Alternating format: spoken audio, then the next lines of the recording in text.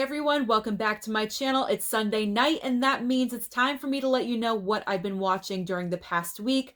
This is the segment where I give you my thoughts and opinions about movies that I see in theaters, items that I watch on streaming services, and also those guilty pleasures. It's always a nice casual video. So let's get started with what did I watch in theaters.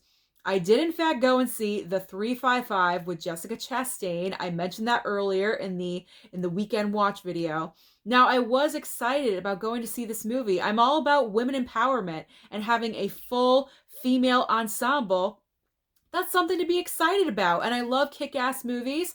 This is kind of a merging between like spy, espionage, a little bit of James Bond thrown in, CIA operative, very fun. And these movies are supposed to make some kind of impact.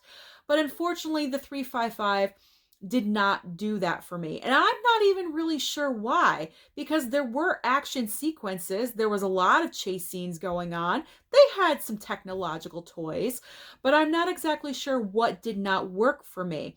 It didn't have the zhuzh. It didn't have the spice. It didn't have what it takes to take it from one level to the next level. So that certainly was lacking with The 355. It's not a memorable film, unfortunately. It's just average. So I would not go to the theater to see this if you don't have to. I would wait for streaming and save your money to go and see something else. Scream this coming weekend.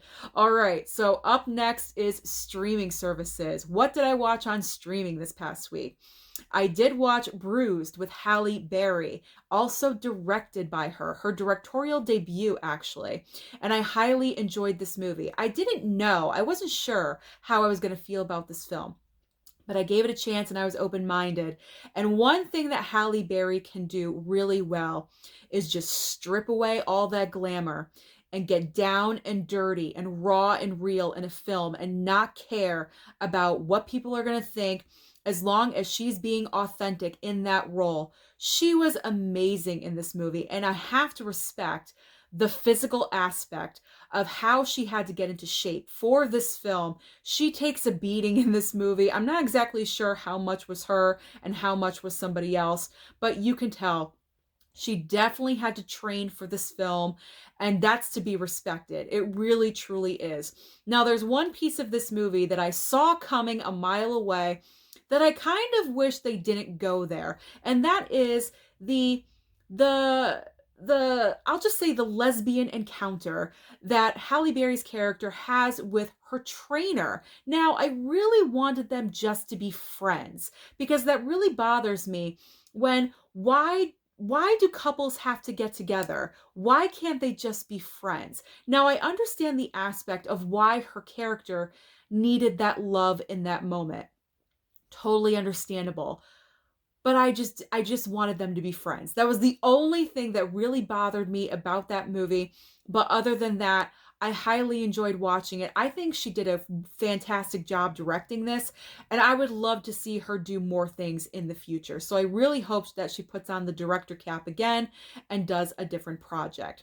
So as far as TV shows, Cobra Kai. Cobra Kai was the #1 binge that I had to do this past week because my mom and I are absolutely sickly addicted.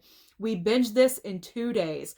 Now, even in season 4, the one thing I can say about Cobra Kai is that it is still good. It has not jumped the shark yet.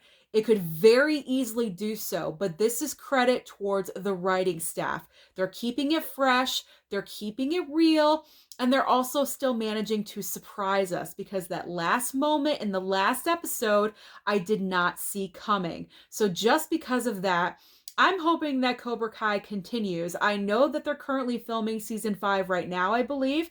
And as long as it's maintaining and it's still a great show, I don't think it should end. Give me season 6, 7, 8. I don't think I would go any further than that. But this is the #1 show worldwide, and that speaks volumes. So Cobra Kai was an excellent watch in season 4. If you guys have not watched it yet, or you haven't even started, definitely start. It's a fantastic show, especially if you are a Karate Kid fan. So now let's get into the show that I watched and I just finished today, and I believe has jumped the shark, and that is You Season 3. Unfortunately for You Season 3, Oh, I don't know. There was just something missing with season 3, and I think it's the charm that it had in season 1. Now, I hate to use the word charm because we are talking about a serial killer, but there was something about Joe, the main character, just working alone. He wasn't married and strapped down with a wife and a kid, and he was just stalking from afar. That was season 1, and that's what drew us in.